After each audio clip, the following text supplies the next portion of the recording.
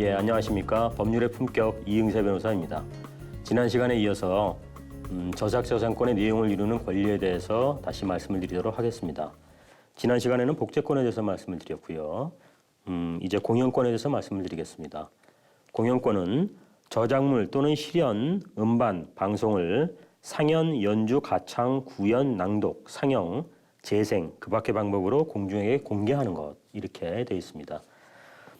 간단히 말씀드리면은 음반을 가지고 어떤 업장에서 그 음반을 틀어서 고객으로 하여금 듣게 하는 것, 이게 뭐 대표적인 공연이라고 보시면 됩니다. 오히려 대표적인 공연은 어떤 면에서는 뭐 그 콘서트로 해서 연주를 하는 것도 그게 대표적인 공연이라고 할 수 있겠네요. 근데 그것은 뭐 특별히 좀 문제될 건 없고요. 지금 제가 말씀드린 것처럼 업소나 이런 데서 음반을 재생해서 고객들로 하여금 듣게 하는 것도 공연이라는 겁니다. 그러다 보니까 이제 요즘에 요 바로 공연권이 한번 좀 언론에 오르내린 적이 있습니다. 최근에 2018년 8월 23일부터 개정된 저작권법이 시행이 돼서 종전에는 이 공연에 따른 저작권료를 지급하지 않던 업소들에 대해서 그 공연에 따른 저작권료를 지급하도록 확대된 그런 것이 있습니다.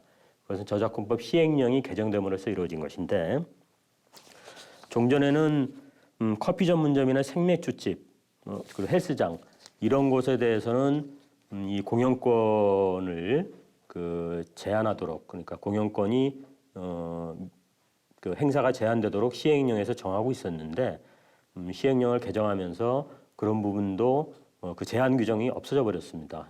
그래서 업장들에 대해서도 공연권이 미치고 이루어지는 공연에 대해서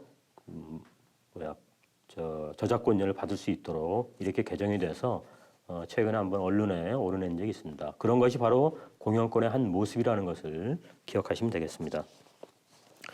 공중송신권이라는 것이 또 권리 중에 하나입니다. 이것은 이러한 저작물들을 공중이 수신하거나 접근하게 할 목적으로 무선 또는 유선 통신 방법에 의해서 송신하거나 이용해 제공하는 것, 이렇게 어렵게 설명이 되는데요. 간단히 말씀드리면 이 안에는 방송이나 전송, 그리고 디지털 음성 송신이라는 게 들어가 있습니다. 방송은 우리가 아는 그 방송입니다. 전송이라는 것은 일반적인 인터넷이나 이런 걸 통해서 보내는 것을 의미하는데, 법적으로는 방송이 동시에 나가는 것과 달리 전송이라는 것은 이용자가 선택해서 자기가 받아볼 수 있는 그 시점을 선택할 수 있는 그 차이가 있다는 것이 그 방송과 전송입니다. 또 디지털 음성 송신은 음에 관한 거고요. 이런 것들이 공중송신권에 해당이 됩니다. 근데 전시권이라는 것이 또 있는데 이 부분은 뭐 특별히 드릴 말씀은 없고요. 배포권이라는 것이 있습니다. 배포권은 저작물 등의 원본 또는 복제물을 공중에게 대가를 받거나 받지 않고 양도 또는 대여하는 것, 이런 식으로 되어 있습니다. 이 부분은 이 부분을 제가 말씀드리는 것은 이러한 배포권이라는 것도 권리의 하나의 모습인데, 어떤 저작물을 판매 등의 방법으로 그 거래에 제공된 경우에는 그것이 배포권이 제한된다고 되어 있습니다. 간단히 예를 들면은 어떤 CD를 자기가 샀습니다. CD를 샀으면은 그 CD를 저작권자의 허락이 없더라도 그 CD를 다른 사람한테 팔거나 또는 그냥 줄 수 있다는 거죠. 여기서 팔거나 주는 것이 배포에 해당이 되는 것인데, 자기가 돈을 주고 산 CD라면 그것을 다시 다른 사람한테 팔거나 주는 것에 대해서 저작권자의 허락을 받지 않아도 된다는 얘기입니다. 조금 낯설게 느껴질 수는 있는데 이런 것들이 바로 배포권의 한 모습입니다. 그 외에 대여권이라는 것도 있고요. 하여튼 이런 것들이 많이 있습니다만은 기본적으로 저작권에서 가장 문제가 되는 것은 바로 복제권, 그리고 전송권, 이런 것들이 가장 문제가 되고 있습니다. 저작재산권의 보호 기간에 대해서 말씀을 드리겠습니다. 저작재산권은 저작자가 생존하는 동안과 사망한 후 70년간 조속한다, 이렇게 되어 있습니다. 굉장히 긴 시간이죠.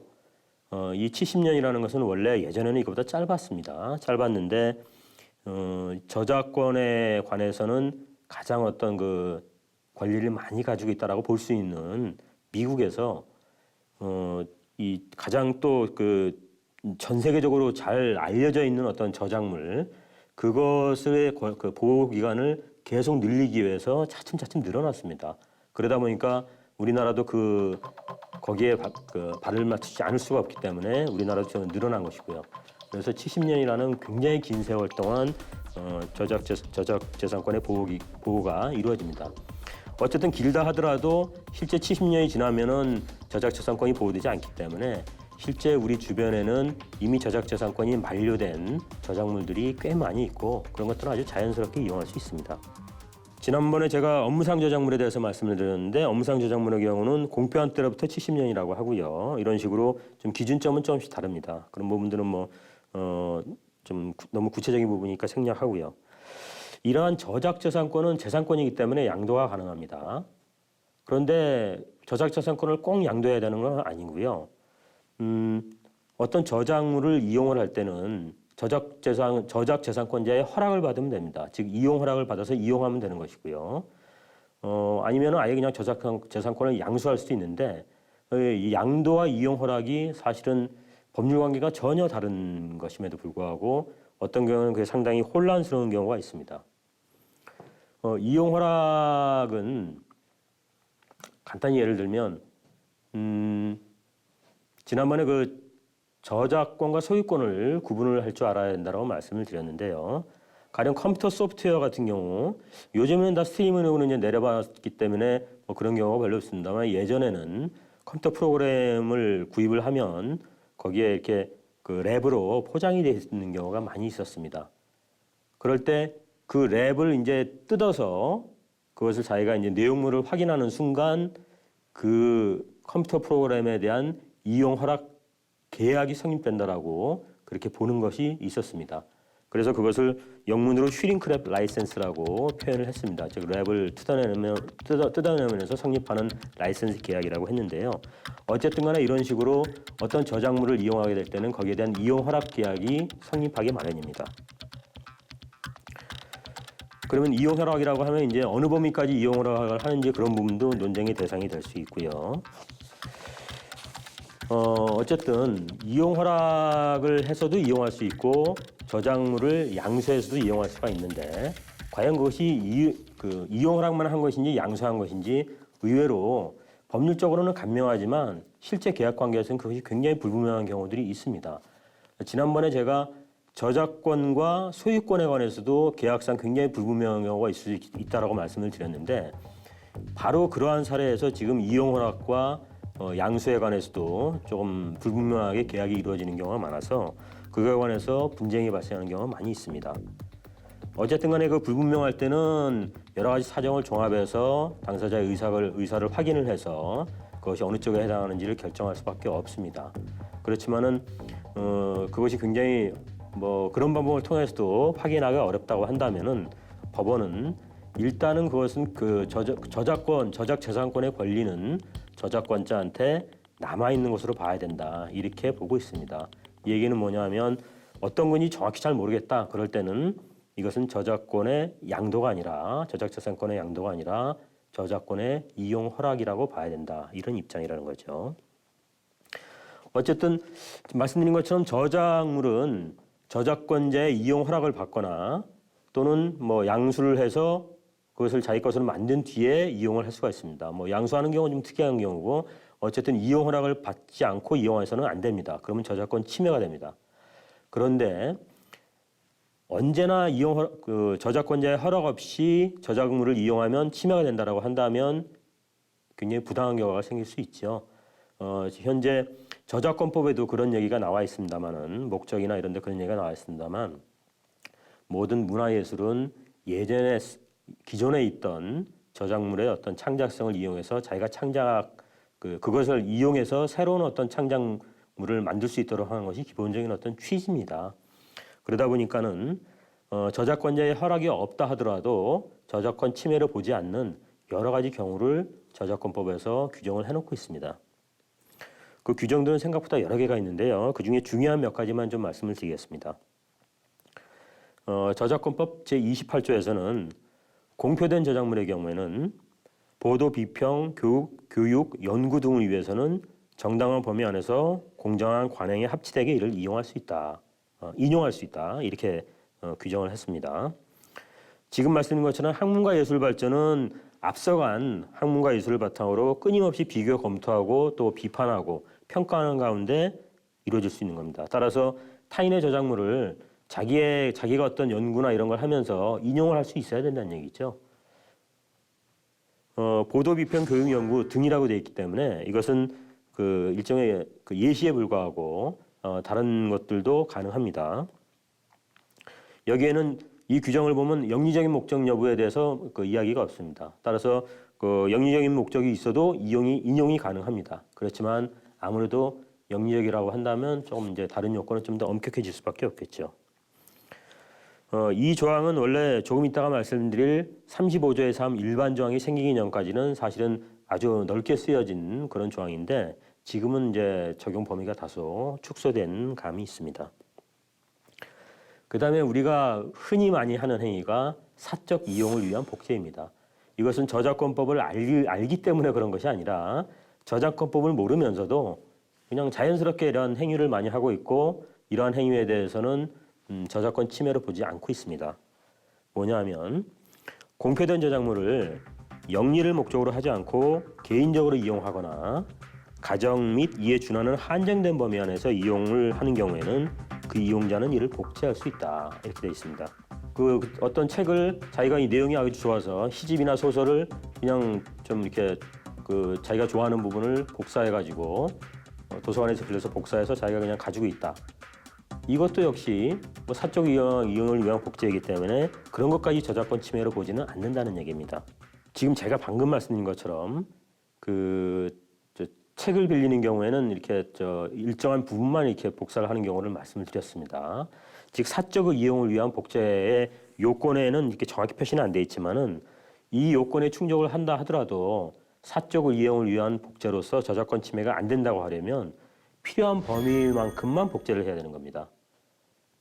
그러니까 자기가 나 개인적으로 그냥 책을 그냥 이용할래라고 하면서 책 한 권을 다 복사집에서 복사를 해버렸다. 그러면 여기에 당연히 해당이 안 됩니다. 그것은 복제권 침해가 되는 것이고요.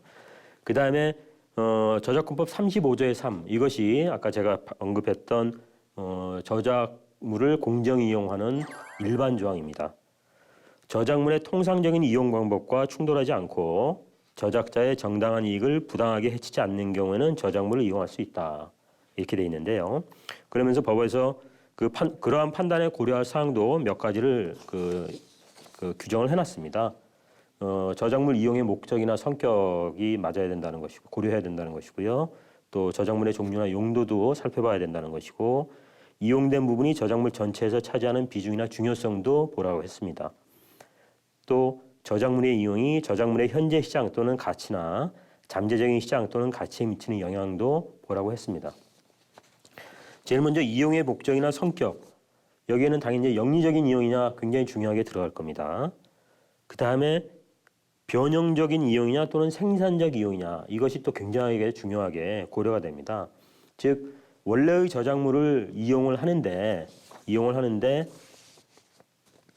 하면서 그냥 무작정 그 저작물을 그대로 이용하는 것이 아니라 그 저작물을 이용해서 새로운 어떤 가치, 새로운 창작성 이런 것을 만들어낸다면 그것은 변형적 이용 또는 생산적 이용이라고 볼 수가 있고 그런 경우에는 바로 이 조항에 의해서 그러한 복제가 저작권 침해를 보지 않을 수 있다는 거죠. 또 이건 또 약간 좀 재밌는 사안이었는데 아주 유명한 우리나라 여자 가수가 있었습니다. 그 가수의 노래를 아주 어린 아이가 자기가 스스로 막 불렀어요. 그 부르는 거를 부모가 찍어가지고 인터넷에 올렸습니다. 그런데 그게 어떻게 또 문제가 돼가지고 그것이 과연 저작권의 침해냐 이런 게 있었는데요. 이 극권의 경우에도 요거는 35조의 3이 아직 생기기 전에 28조를 적용했지만 논리는 똑같습니다. 그런 경우에도 어떤 창조적이고 생산적인 목적 이런 것이 있는 경우에는 저작권 침해가 아니다라고 봐서 극권의 경우에도 저작권 침해로 보지 않은 그런 경우가 있었습니다. 그 다음에 아까 말씀드린 요 35조의 3 일반 조항을 적용하기 위한 다른 것들도 있지만 그 중에서 가장 중요한 요소는 이 저작물을 이용해 가지고 새로운 어떤 창작을 하는데 새로운 창작을 해서 만들어지는 결과물들이나 이런 것들이 새로운 어떤 시장을 만들어내는 것이냐 또는 새로운 가치를 만들어내는 것이냐 이게 굉장히 중요하다는 겁니다. 이 얘기는 이 새로운 저작물을 만들어 가지고 원래의 저작물의 시장을 잠식하거나 또는 원래의 저작물의 가치를 떨어뜨리거나 이러면 안 된다는 거죠. 원래의 저작물의 시장이나 가치보다는 새로운 시장이나 또는 새로운 가치를 만들어낼 수 있다면 그러면 이것은 저작물의 공정한 이용이 되고 저작권 침해가 되지 않는다는 게 이 법의 취지입니다. 자, 이 저작물 이용에 대해서 말씀을 드렸고 다음에는 저작 인접권에 대해서 간단하게 말씀을 드리겠습니다. 저작 인접권은 이제 저작권이 아닙니다. 저작권에 인접한 권리인데 결국 저작권에서 파생된 권리라고 보시면 됩니다. 저작 인접권은 대표적으로 실현권과 음반 제작자의 권리 두 가지를 말씀을 드리겠습니다. 방송 사업자 권리도 있는데요. 그건 뭐 좀 약간 다른 특성이 있으니까 나중에 여기서는 말씀을 안 드리기로 하고 실현자라는 것은 저작물을 연기, 무용, 연주, 가창, 구연, 낭독 그 밖에 예능적 방법으로 표현하거나 저작물이 아닌 것을 이와 유사한 방법으로 표현하는 실현을 하는 자 또는 실현을 지휘, 연출을 감독하는 자를 포함한다. 이렇게 되어 있습니다. 간단히 말씀드리면 음악은 저작물이죠. 음악은 저작물인데 음악을 부르는 가수는 실현자입니다. 그리고 가령 그냥 기악 같은 경우는 그 곡 자체가 저작물이지만 그걸 연주하는 사람은 실현자입니다. 그 외에 뭐 무용을 하는 사람도 실현자고요. 뭐 여러 가지 실현자들이 있지만은 그냥 가수를 생각하시면 제일 빠릅니다. 이런 사람들이 실현자고 실현자는 이 저작물과 저작물에 대한 저작권자의 저작권과 다르게 그 실현자로서 실현자의 권리가 있다는 겁니다. 실현자의 권리는 실현자가 가지는 권리는 저작권자의 권리하고 거의 비슷합니다. 뭐 성명 표시권이나 동일성 유지권도 있고 복제, 배포, 대여, 공연, 방송, 전송권이 다 있습니다. 그래서 그 지금까지 설명드렸던 여러 가지 그 권리들을 실현자도 자기의 권리를 행사할 수 있습니다. 가령 유튜브를 연상하시면 좋을 것 같은데요. 유튜브에 보면 각종 이제 가수들의 동영상이 많이 올라와 있죠. 올라와 있는데 그것을 무분별하게 이제 어떤 사람의 그 그러니까 공연장에 가서 그거를 몰래 찍어가지고 유튜브에 올리거나 뭐 찍는 것만으로도 그렇지만 일단 유튜브에 올렸다 그러면 그것은 저작자의 저작권을 침해한 것이기도 하지만 실현자의 실현권을 침해한 것이기도 합니다. 양쪽의 권리를 다 침해한 게 되는 것이죠. 그리고 그건 이제 침해의 어떤 그 측면이기도 하고요. 다른 측면에서 말씀드리면 조금 이따 말씀드릴 그 그러니까 신탁과 관련해 가지고 저작권자의 권리도 신탁단체한테 신탁이 되어 있지만 실현자의 권리도 신탁단체에 신탁이 되어 있습니다. 그래서 그런 각종 노래방이나 어떤 업장이나 이런 데서 어떤 노래나 이런 거를 틀 때 그거에 대한 저작권료를 다 이제 납부를 하게 돼 있고요. 그렇게 징수된 저작권 사용료를 저작권자도 받지만 즉 작사자 작곡자도 받지만 실현자도 받습니다. 조금 이따 말씀드릴 음반 제작자도 받습니다. 서로 나눠 가집니다. 즉 이 권리 자체가 뭐 조금 이렇게 다르게 표현은 돼 있지만 그러한 어떤 저작물에 대해서 가지는 권리가 서로 동등하게 돼 있다는 것 이것이 중요하고요. 다만 한 가지 더 말씀을 드리자면 실현자가 실현을 하려면 곡이 있지 않겠습니까? 곡을 실현을 하는 거니까 그러면 곡을 실현을 하려면 당연히 그 곡의 저작권자로부터 이용 허락을 받아야 됩니다. 뭐 당연한 얘기입니다. 그런데 이용 허락의 개념이 익숙치 않으면 그거 이상할 수도 있겠지만 어쨌든 실현이라는 것은 저작권으로부터 이제 더 이렇게 한 단계 더 나아간 권리이기 때문에 이용 허락을 받아야 되고 조금 이따 말씀드릴 음반 제작의 경우도 당연히 저작권자로부터 이용 허락을 받아야지 음반 제작에 그 적법하게 할 수 있는 겁니다. 어쨌든 이런 그 권리가 있고요. 이 실현권자나 음반 제작자들은 가령 방송 사업자나 또 이런 그런 측으로부터 이 보상금을 계속 받을 수가 있습니다. 이게 법에 다 정해져 있어요. 또 하나 음반 제작자의 권리 이것은 지금 말씀드린 것처럼 어떤 곡 실현자가 보통은 있을 수밖에 없죠. 곡이라는 게 그냥 들을 수는 없는 거니까 누군가 실현을 해야 듣는 거니까 어떤 곡을 실현자가 실현을 해서 그것을 그 실현한 것을 음반에다가 고정시키는 거, 이것이 음반 제작자입니다. 여기서 말하는 음반이라는 거는 옛날에 LP판, 여기서 이제 보통 음반이라는 이렇게 개념을 뭐 만들어냈지만은 뭐 CD일 수도 있고 마스터 테이프일 수도 있고 뭐 여러 가지 파일일 수도 있습니다. 등 그런 식으로 고정시키는 것이 음반인데, 음반을 최초로 제작하는 데 있어서 전체적으로 기획하고 책임을 지는 사람, 이 사람을 음반 제작자라고 하고, 그 사람은 음반을 제작한 데에 따른 권리를 가지고 아까 말씀드린 것처럼 그 음반이 다른 데 이용되는 것을 자기의 권리로서 막을 수가 있고, 또 그 음반의 이용에 따른 그 저작권료를 일부 배분받을 수가 있습니다. 이런 권리를 갖고 그 음반 제작자의 권리도 몇 가지 이제 뭐 복제, 배포 이런 권리들을 가지고 있는 겁니다. 방금 이 신탁에 대해서 말씀을 드렸는데, 그래서 신탁에 대해서 말씀을 드리면 저작권은 저작권자들이 권리를 행사할 수 있습니다. 당연히 권리자니까 행사할 수 있는데, 그런데 실제 그 저작권자가 그 권리를 행사하는 것은 쉽지 않습니다. 그 저작물이라는 것은 워낙 다양한 상황에서 다양한 사람들이 이용하기 때문에 그걸 저작권자가 다 쫓아다니면서 저작권을 행사하고 어떤 이용료를 받고 계약을 맺고 이럴 수가 없는 거죠. 그러다 보니까 그거를 신탁을 해서 그 권리 행사를 맡기는 것이 훨씬 편하고, 그래서 지금 상당 부분 그런 것들이 신탁 단체를 통해서 이루어지고 있습니다. 저작권 신탁은 말 그대로 신탁입니다. 이것은 신탁법이나 이런 데서 정한 신탁에 해당이 되고요. 그래서 권리 자체가 완전히 신탁 단체한테 넘어가 버립니다. 넘어가 버리고, 물론 나중에는 뭐 계약을 해지하면 찾아올 수는 있지만 완전히 넘어가는 것이고요. 그리고 어떤 권리 행사나 이런 것 자체도 수탁자가 직접 해야 됩니다. 신탁 그 단체가 직접을 해야 되는 그런 상황이고요. 이러한 신탁 업무를 하는 업체들이 생각보다 굉장히 많습니다. 음악의 경우는 한국음악저작권협회도 있고, 또 몇 년 전에 생긴 함께하는 음악저작인 협회라는 것이 있습니다. 그리고 아까 제가 실현자를 말씀드렸죠. 실현자들이 권리를 신탁하는 곳은 실현자 연합회가 있고, 음반 제작자가 그 권리를 신탁하는 곳은 음반산업협회가 있습니다. 뭐 이런 여러 가지 신탁 단체들이 있어서 현실적으로는 이 저작권에 관한 분쟁은 사실은 이 신탁 단체들을 통해서 이루어지는 경우가 많이 있습니다.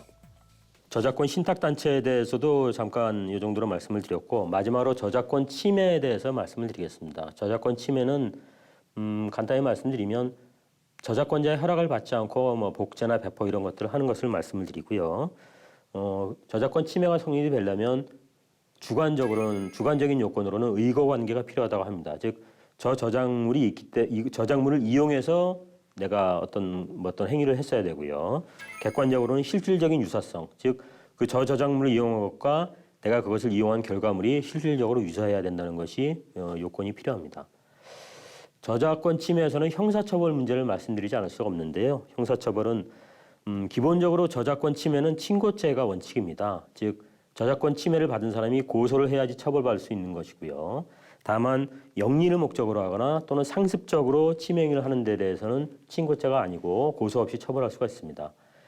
그런데 이제 상당 부분이 친고죄다 보니까 사실은 권리자가 고소를 하면, 저작권 침해 행위에 대해서 고소를 하면, 그러면 그 저작권 침해자가 그것을 합의를 통해서 고소를 취하시켜야 될 필요성이 더 커지게 되고, 그 과정에서 사실은 약간의 좀 적절치 않은 그런 경우가 있을 수가 있어서 이 친고죄를 없애자라는 또는 친고죄를 축소하자는 그런 논의들이 많이 있기는 있습니다만 아직까지는 그대로 남아 있습니다.